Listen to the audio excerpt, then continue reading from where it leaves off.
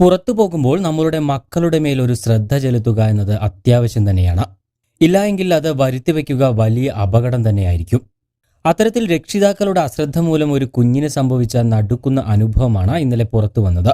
ഭാര്യയ്ക്കും 2 പെൺമക്കൾക്കുമൊപ്പം വിവാഹം കൂടാൻ പോയതായിരുന്നു പ്രദീപ് നഗർ എന്ന യുവാവ്. വിവാഹ വേദിക്ക് അരികിലെത്തിയപ്പോൾ അമ്മയും ചേച്ചിയും കാറിൽ നിന്നിറങ്ങി. 3 വയസ്സുകാരി ഗോർവിക കാറിന്റെ പിൻസീറ്റിൽ തന്നെയായിരുന്നു.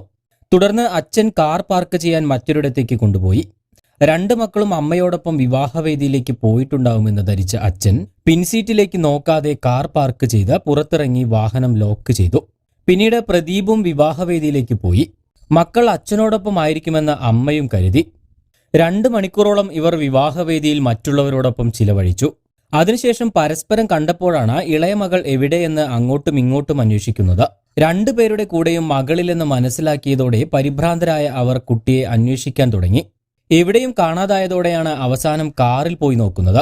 കാറിന്റെ ഡോർ തുറന്നപ്പോൾ കണ്ടത് ബോധരഹിതയായി കിടക്കുന്ന കുഞ്ഞിനെയാണ്. തുടർന്ന് കുട്ടിയെ ഉടൻ തന്നെ എടുത്ത് അടുത്തുള്ള ആശുപത്രിയിലേക്ക് കൊണ്ടുപോയെങ്കിലും നേരത്തെ തന്നെ മരണം സംഭവിച്ചതായി ഡോക്ടർമാർ സ്ഥിരീകരിച്ചു. ആ 3 വയസ്സുകാരി കാറിനുള്ളിൽ ജീവന് വേണ്ടി യാചിച്ചത് ആരും തന്നെ കണ്ടില്ല. രക്ഷിതാക്കളുടെ അശ്രദ്ധ മൂലം പൊഴിഞ്ഞത് ഒരു കുഞ്ഞു ജീവനാണ്. മാതാപിതാക്കൾ പരാതി നൽകാൻ വിസമ്മതിച്ചതായും പോസ്റ്റ്മോർട്ടം വേണ്ടെന്ന് അവർ ആവശ്യപ്പെട്ടതായും പോലീസ് അറിയിച്ചിട്ടുണ്ട്.